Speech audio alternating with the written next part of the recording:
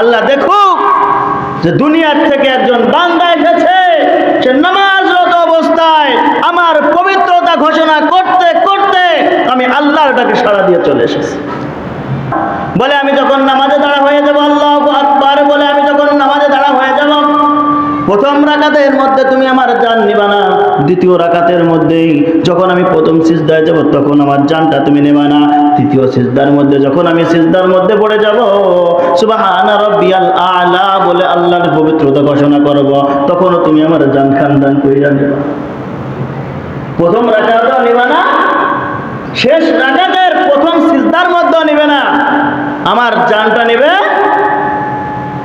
শেষ রাকাতের দ্বিতীয় রাকাতের দ্বিতীয় শেষ সিজদার মধ্যে আমার জানটা নেবে। বলে কারণটা কি?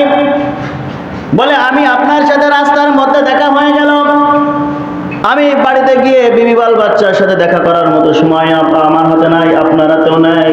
আপনার সময় হয়ে গেলে আমার জানটা খানদান করা নেবেন। ছোট ছোট বাচ্চাদেরকে রেখে এসেছি, তাদের জন্য আমি খাবার বাজার থেকে নিয়ে যাইতে পারবো না, তবে আমার মৃত্যু যেহেতু আছে আমি চাই আল্লাহর কাছে আমি নামাজরত অবস্থায় মৃত্যুবরণ করতে চাই। একজন সবজিওয়ালা চিন্তা করতেছে, দুনিয়াতে তো ঈমান আমল নিয়ে এসেছি, আমার চিন্তা মৃত্যুর সময় যেন আমার হাতে ঈমানটা নিয়ে আমি যেন মৃত্যুবরণ করতে পারি। এজন্য ওই ব্যক্তি সবজি বিক্রেতা চিন্তা করেছে আমার কখন যেন মৃত্যু হয়ে যায়, সদা সর্বদা তিনি অজুর হালাতে থাকতেন। কি হালাতে? অজু হালাতে থাকতেন। ঘাড়ে একটা গামছা রাখতো, মানে চলাফেরার পথে যখনই নামাজের ওয়াক্ত হয়ে যাইত রাস্তার পাশে ওই গামছাটা বিছাইয়া নামাজ আদায় করে নিতেন, অর্থাৎ গামছাটাকে জায়নামাজ বানাইছে। কি বানাইছে? জায়নামাজ বানাইছে। নামাজের যখন টাইম হয়ে যায় তো সাথে সাথে নামাজ দাঁড়া হয়ে যায় আর চিন্তা করতো আল্লাহ মৃত্যুর সময় যেন আল্লাহ তুমি আমাকে ঈমানি হালাতে মৃত্যু দান করো। এই দোয়া করতেন। প্রতিমধ্যে একদিন আজরাইলের সাথে সাক্ষাৎ, আজরাইল জান খানদান করতে চলে আসছে। এখন আজরাইলকে ডাক দিয়ে বলতেছে ওই ব্যক্তি যে তুমি কে? বলতো আমি আজরাইল। তা কেন আসছো? তোমার হুকুম হয়ে গেছে, আল্লাহ তোমার যাইতে হবে। কয়েকজন ওয়ারেন্টের আসামি যখন তার মৃত্যুদণ্ড হবে, কিছু সময় আগে তাকে জিজ্ঞাসা করা হয় তোমার মনে কি কোনো আশা আকাঙ্ক্ষা আছে নাকি? জিজ্ঞেস করে না, আশা আকাঙ্ক্ষা আছে নাকি? বলে হ্যাঁ আশা আকাঙ্ক্ষা তো আছে। ওই আজরাইলকেও বলতে আমারও আশা আকাঙ্ক্ষা আছে। বলে কি আকাঙ্ক্ষা তোমার, কি আশা? বলে আমার অজু হালাতে আমি আছি এখন, আমার কাঁধে কি দেখছো? বলে গামছা। এই গামছা দিয়ে কি করি জানো? বলে এই গামছা দিয়ে তো আমি নামাজের টাইম যখন হয়ে যায় এই গামছাটা বিছাই আমি নামাজ আদায় করি। কি আদায় করি?